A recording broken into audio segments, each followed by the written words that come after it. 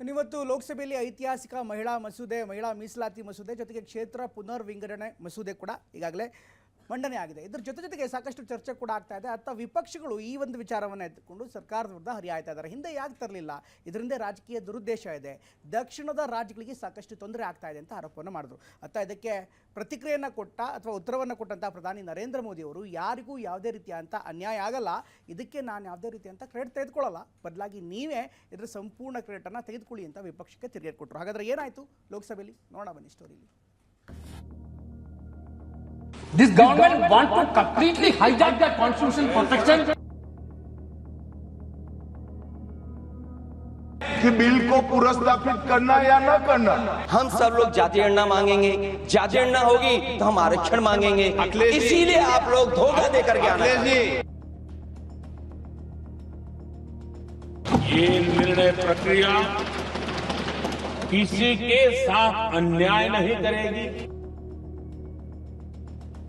और इस बिल के अंदर जब तक पिछड़े वर्ग की महिलाएं, जब तक मुसलमान भाइयों की महिलाएं, हमारा संविधान किसी भी प्रकार के धर्म के आधार पर आरक्षण की कतई मंजूरी नहीं देगा। ಮಹಿಳಾ ಮೀಸಲಾತಿ, ಕ್ಷೇತ್ರಗಳ ಮರುವಿಂಗಡಣೆ, ಸಂವಿಧಾನಿಕ ತಿದ್ದುಪಡಿ, ಈ ಮೂರು ಮಸೂದೆಗಳ ಮಂಡನೆ ಹಾಗೂ ಚರ್ಚೆ ಇಂದಿನಿಂದ ಆರಂಭವಾಗಿದೆ. ಅಧಿವೇಶನ ಆರಂಭವಾಗ್ತಿದ್ದಂತೆ ಕಾನೂನು ಸಚಿವ ಅರ್ಜುನ್ ರಾಮ್ ಮೇಘವಾಲ್ ಮಸೂದೆ ಮಂಡಿಸಿದ್ರು. ಆಡಳಿತ ವಿಪಕ್ಷ ನಾಯಕರ ಮಧ್ಯೆ ಜಟಾಪಟಿ ಜೋರಾಗಿಯೇ ಇತ್ತು. संविधान 131वां संशोधन विधेयक 2026 को पूर्व स्थापित करने की अनुमति दी जाए।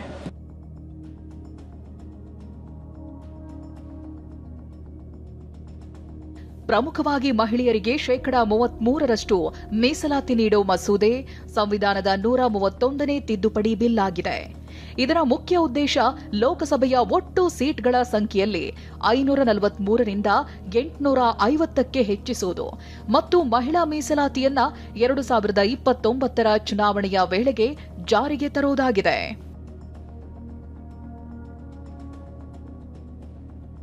ಲೋಕಸಭೆಯಲ್ಲಿ ಮಸೂದೆಯನ್ನ ಮಂಡಿಸಬೇಕಾ ಬೇಡವಾ ಅಂತ ಮತದಾನ ನಡೆಯಿತು. ಸದನದಲ್ಲಿ ಇಂದು ಒಟ್ಟು 333 ಸದಸ್ಯರು ಹಾಜರಿದ್ರು. ಮತದಾನದಲ್ಲಿ ಬಿಲ್ ಮಂಡನೆ ಪರವಾಗಿ 207 ಸದಸ್ಯರು ಮತದಾನ ಮಾಡಿದ್ರೆ, ಬಿಲ್ ಮಂಡನೆ ವಿರೋಧವಾಗಿ 126 ಸದಸ್ಯರು ಮತ ಚಲಾಯಿಸಿದ್ರು.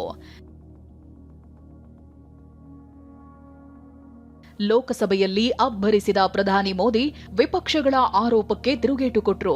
ನನಗೆ ಯಾವುದೇ ಕ್ರೆಡಿಟ್ ಬೇಕಿಲ್ಲ, ಬೇಕಾದ್ರೆ ನೀವೇ ತಗೊಳ್ಳಿ, ಈ ನಿರ್ಧಾರದಿಂದ ಯಾರಿಗೂ ಅನ್ಯಾಯ ಆಗೋಕೆ ಬಿಡೋದಿಲ್ಲ ಅಂದ್ರು. इस सदन में इस पवित्र जगह से कहना चाहता हूं, चाहे दक्षिण हो, उत्तर हो, पूर्व हो, पश्चिम हो, छोटे राज्य हो, बड़े राज्य हो, मैं आज एक जिम्मेवारी से कहना चाहता हूं कि निर्णय प्रक्रिया किसी के साथ भी भेदभाव नहीं करेगी। ये निर्णय प्रक्रिया किसी के साथ अन्याय नहीं करेगी। ವೋಟಿಂಗೂ ಮುನ್ನ ಕಾಂಗ್ರೆಸ್ ಸಂಸದ ಕೆಸಿ ವೇಣುಗೋಪಾಲ್ ಮಹಿಳಾ ಮೀಸಲಾತಿ ಬಿಲ್ ಅನ್ನ 2024ರಲ್ಲಿ ಯಾಕೆ ಜಾರಿಗೆ ತರಲಿಲ್ಲ ಅಂತ ಪ್ರಶ್ನಿಸಿದ್ರು. ಅಷ್ಟೇ ಅಲ್ಲ, ಸಂವಿಧಾನ ನೀಡಿರುವ ರಕ್ಷಣೆಯನ್ನೇ ಹೈಜಾಕ್ ಮಾಡಲು ಕೇಂದ್ರ ಹೊರಟಿದೆ ಅಂತ ಕಿಡಿಕಾರಿದ್ರು. भूमिका इसमें निभाते 81 and 82 completely provide the protection for fixing the seats of state on representation basis. This government want to completely hijack the constitutional protection and they want to put the bill is very clear, sir. The bill, sir, 33% of women reservation. Why don't you implement in 2024 election? Venugopal ಆಕ್ಷೇಪಕ್ಕೆ ಕೇಂದ್ರ ಗೃಹ ಸಚಿವ ಅಮಿತ್ ಶಾ ತಿರುಗೇಟು ಕೊಟ್ರು. Bill के पुरस्कृत थे बगैर bill के मेरिट्स पर कैसे चर्चा हो सकती है? अभी उनको तकनीकी ऑब्जेक्शन है तो ही वो ले सकते हैं। एक बार बिल पुरस्कृत होने के बाद ही बिल के मेरिट्स पर सदन के सदस्य बोल सकते हैं। अभी ये सदन इस स्टेज पर है कि बिल को पुरस्कृत करना या न करना, और हम भी कस कर जवाब देंगे, हमें कोई तकलीफ नहीं है। ಈ ಮಧ್ಯೆ ಎಸ್ಪಿ ಸಂಸದ ಅಖಿಲೇಶ್ ಯಾದವ್ ಸಹ ಈ ಬಿಲ್ ತರಲು ಇಷ್ಟೊಂದು ತರಾತುರಿ ಯಾಕೆ ಅಂತ ಪ್ರಶ್ನಿಸಿದ್ರು. जल्दीबाजी क्यों है आपको? आपको जल्दीबाजी क्यों है महिला विधेयक के पक्ष में हैं हम। आप जनगणना क्यों नहीं कराना चाहते? ये अध्यक्ष महोदय, सेंसस ये इसलिए नहीं करना चाहते हैं कि जैसे ही जनगणना होगी हम सब लोग जाति गणना मांगेंगे, जाति गणना होगी तो हम आरक्षण मांगेंगे, इसीलिए आप लोग धोखा देकर के आना चाहते हैं। ಈ ಮಧ್ಯೆ ಎಸ್ಪಿ ಸಂಸದ ಧರ್ಮೇಂದ್ರ ಯಾದವ್ मुस्लिम ಮಹಿಳೆಯರಿಗೆ ಪ್ರತ್ಯೇಕ ಮೀಸಲಾತಿ ಬಗ್ಗೆ ಪ್ರಶ್ನೆ ಎತ್ತಿದ್ರು. हम संपूर्ण विपक्ष की ओर से इसका हम पुरजोर विरोध करेंगे। सभापति जी, एक आधी बात और, इस बिल के अंदर जब तक पिछड़े वर्ग की महिलाएं, जब तक मुसलमान भाइयों की महिलाएं नहीं शामिल की जाएंगी, हम समाजवादी लोग इसका साथ नहीं देंगे। ಇದಕ್ಕೆ ಉತ್ತರಿಸಿದ ಅಮಿತ್ ಶಾ, ನಮ್ಮ ಸಂವಿಧಾನದಲ್ಲಿ ಧರ್ಮದ ಆಧಾರದ ಮೇಲೆ ಮೀಸಲಾತಿ ನೀಡುವ ಅವಕಾಶ ಇಲ್ಲ ಅಂತ ಸ್ಪಷ್ಟವಾಗಿ ಹೇಳಿದ್ರು.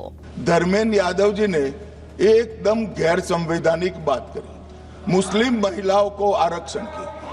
मान्यवर, हमारा संविधान किसी भी प्रकार के धर्म के आधार पर आरक्षण की कतई मंजूरी नहीं देगा। और मैं फिर से संकल्प सरकार का बताता हूं। ಹೀಗೆ ಕೆಲ ಹೊತ್ತಿನ ಚರ್ಚೆ ಬಳಿಕ ಬಿಲ್ ಮಂಡನೆಗೆ ಅವಕಾಶ ಸಿಕ್ಕಿದೆ. ಇಂದು ಸುದೀರ್ಘವಾಗಿ ಅಂದ್ರೆ 18 ಗಂಟೆಗಳ ಕಾಲ ಚರ್ಚೆ ನಡೆಯಲಿದೆ. ಲೋಕಸಭೆಯಲ್ಲಿ ನಾಳೆ 4 ಗಂಟೆಗೆ ಮಸೂದೆ ವೋಟಿಂಗ್ ನಡೆಯಲಿದ್ದು ನಾಳೆ ಬಿಲ್ ಭವಿಷ್ಯ ಹೊರಬೀಳಲಿದೆ. ಹರೀಶ್, ಟಿವಿ9 ಬೆಂಗಳೂರು.